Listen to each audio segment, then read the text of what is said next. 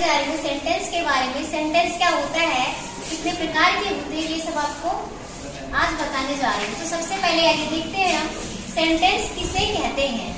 Sentence की हिंदी क्या होती है, वाक्य। हिंदी में वाक्य किसे कहते हैं और इंग्लिश में बोले तो सेंटेंस किसे कहते हैं आप। और ये सेंटेंस का डिफिनीशन यहाँ पे लिखा है, ए ग्रुप ऑफ वर्ड्स। एक ग्रुप मतलब एक समूह, ऑफ मीन्स होता है का, के वर्ड में शब्दों का, व्हिच मीन्स जो, मेक्स मीन्स बनाता है, कंप्लीट मीन्स पूरा या पूर्ण, सेंस मीन्स अर्थ प्रकट करता है, इज कॉल्ड सेंटेंस। तो इसका हिंदी क्या हो गया, एक ग्रुप ऑफ वर्ड मतलब एक शब्दों का समूह, शब्दों का एक समूह होना चाहिए। शब्द जैसे क्या हो गया, मान लीजिए दिस। शब्द कैसे बनते हैं, शब्द जो बनते हैं वो लेटर से मिलके बनते हैं। जैसे एक लेटर यहाँ पे दिस बना है, टी है, लेटर यच है, आई है लेटर और यच। तो इन चारों को हमने मिला दिया तो क्या बन गया, वर्ड्स बन गया। लेटर मिलके क्या बने, वर्ड्स बन गए। अब अगर हम ऐसे दो चार वर्ड्स को मिला देंगे तो वो हमारा क्या बन जाता है, सेंटेंस। तो देखो यहाँ पे क्या लिखा है, एक ग्रुप ऑफ वर्ड यानी शब्दों का समूह। समूह का मतलब होता है एक से अधिक। एक से अधिक शब्द जब रहेंगे वो हमारे क्या बना लेते हैं, वाक्य बना लेते हैं, सेंटेंस बना लेते हैं। जहाँ पे क्या होगा, शब्दों का समूह होगा और शब्दों का ऐसा समूह जिसका कोई मतलब निकले, जिसका कोई अर्थ हो।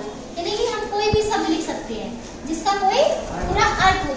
व्हिच मतलब जो मेक्स इट बनाता है कंप्लीट सेंस, जिसका मतलब पूर्ण अर्थ निकलता हो, जिसका कोई मतलब निकलता हो, जिसका कोई मायने हो, उसे हम क्या बोलेंगे, सेंटेंस।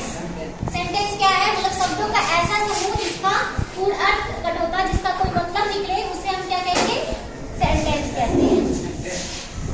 जैसे दिस इज ए बॉय।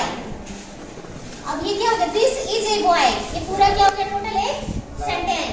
यहाँ पे देखो ये वर्ड्स मिले हैं, ये वर्ड्स मिले हैं, ये वर्ड्स, ये वर्ड, तो इन सब वर्ड्स मिलके क्या बना लिए, और दिस इज ए बॉय, यह एक लड़का है।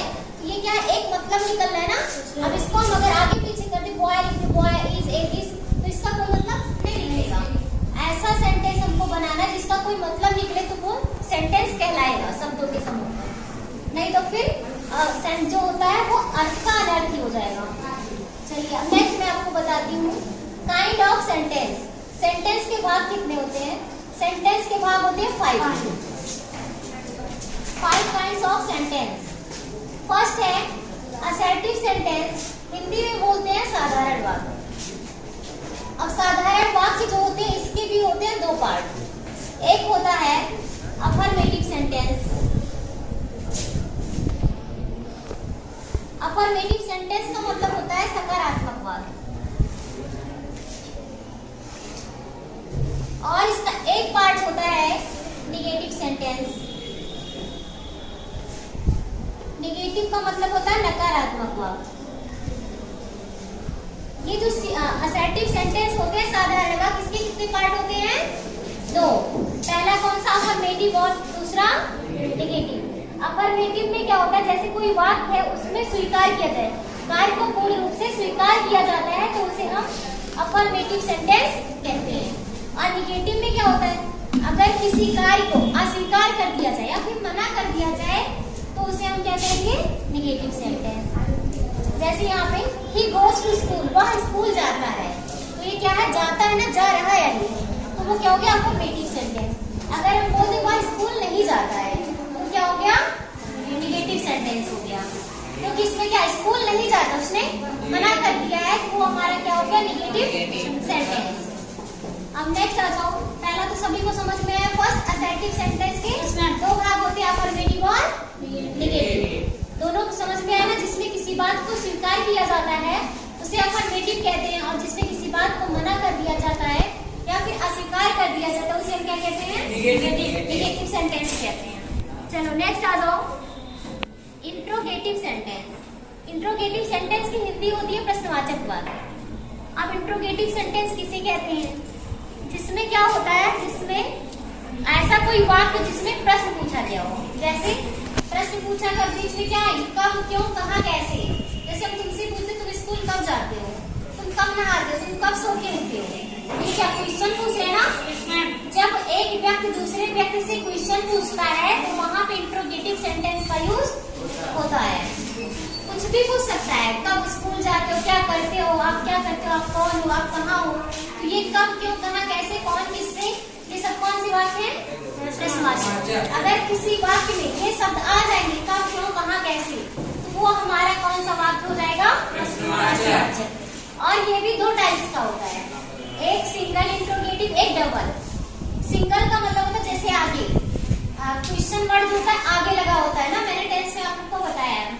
जैसे क्या हुआ, स्कूल जाता है, इसमें क्या हुआ, आगे आया ना क्या, और हम पूछ सकते हुआ स्कूल क्यों जाता है, इसमें क्या हुआ, जो क्वेश्चन वर्ड था कहाँ पे है, उसे हम डबल इंट्रोगेटिव सेंटेंस कहते हैं। तो ये समझना, इसका भी दो पार्ट है ना, एक स्टार्टिंग में आता है और एक बीच में आता है। ठीक है, चलो थर्ड पॉइंट आ जाओ, इंपरेटिव सेंटेंस। अब इंपरेटिव सेंटेंस किसे कहते हैं? इसकी हिंदी होती है आदेशात्मक वाक्य, जिसमें हम किसी को आदेश देते हैं, सलाह देते हैं या फिर उपदेश देते हैं।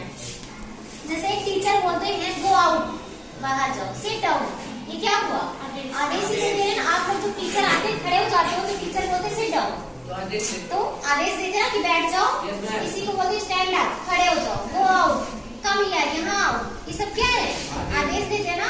कभी कोई पानी लगाए, पानी ले आओ, ये सब क्या है, आदेश देते हैं। जैसे बड़े लोग होते हैं, मम्मी पापा बोलते बेटा पानी ले आओ गिलास, तो फिर वो क्या देते हैं, आदेश देते हैं। ऐसे वाक्य में क्या हो जाएगा, इंपरेटिव सेंटेंस। अगर ऐसा वाक्य कोई बोल रहा है तो वो कौन सा सेंटेंस हो जाएगा, इंपरेटिव सेंटेंस। और हिंदी में बोले तो आदेशात्मक वाक्य। चलो थर्ड तीन समझ में आया सभी को? चलो फोर्थ देखते हैं, एक्सक्लेमेटरी सेंटेंस, विस्मय बोधक वाक्य। इसकी हिंदी होती है विस्मय बोधक वाक्य। अब ये किसी कहते हैं, इसमें क्या होता है, जैसे कहीं भी हर्ष की भावना उत्पन्न होती है या फिर खुशी की। जैसे कुछ लोग होते हैं मैच जीत जाते हैं या फिर कुछ भी मिल जाता है, कहते वाओ वाओ कितना मजा आया, ऐसे बोलते हैं वाओ मैंने मैच जीत लिया। अभी कुछ होता चिल्लाने लगते वाओ वाओ करके, तो ये सब किसमें, इसी में आता है। जैसे बोल दी वाओ आई विन, मैंने मैच जीत लिया, आई वॉन, मैंने मैच जीत लिया, तो ये सब किसमें आता है, इसमें बोधक। या फिर जैसे दुख की भावना उत्पन्न, दुख का मतलब होता है जैसे कोई घटना घट गई तो हम लोग कहते हैं ओह सो सैड, ऐसे बोलते हैं ना। तो ये सब क्या हो जाता है, एक्सक्लेमेटरी सेंटेंस में आता है। जब दुख या हर्ष की भावना उत्पन्न होती है हृदय में, तो वो हमारा एक्सक्लेमेटरी सेंटेंस कहलाता है, जिसमें बोधक वाक्य।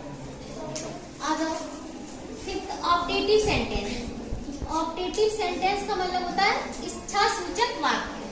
अब इच्छा सूचक वाक्य किसे कहते हैं, जिसमें क्या होता है, कोई व्यक्ति किसी को आशीर्वाद देता है, जैसे बोलते हैं गॉड ब्लेस यू। आप लोग बोलते हैं ना कि उनमें किसी का बर्थडे रहता है तो बोलते हैं गॉड ब्लेस यू। बड़े लोग बोलते हैं ना, इसका भगवान का आशीर्वाद बना रहे, मे यू लिव लॉन्ग, तुम लंबे समय तक जीवित रहो। ये सब क्या आशीर्वाद ही तो देते हैं। और कुछ लोग क्या अपनी, मतलब ये अपनी इच्छा से देते हैं, और कुछ लोग श्राप देते हैं। जैसे ऋषि मुनि होते थे पहले, कोई उनको चढ़ाता था या फिर उनको परेशान करता था, तुरंत वो क्या करते थे, श्राप देते थे, कर्ज दे देते थे। तो ये फिर इसमें क्या होता है, अपनी इच्छा से जो दे, आशीर्वाद हो या फिर श्राप देते, वो कौन सा सेंटेंस कहलाता है, ऑप्टेटिव सेंटेंस। तो आप लोग को पांचों सेंटेंस समझ में आया? सबसे पहले सेंटेंस कहते किसे हैं, ये सबको पता चला ना। शब्दों का कैसा समूह जिसका कोई पूर्ण अर्थ प्रकट हो, जिसका कोई मतलब निकलेगा, वो हमारा सेंटेंस कहलाएगा। और सेंटेंस की ये 5 पार्ट्स है। पहला है असर्टिव, इंट्रोगेटिव, इंपरेटिव, एक्सक्लेमेटरी और ऑप्टेटिव सेंटेंस। ठीक है, आई होप आपको ये सब समझ में आया होगा। बंद कर दें।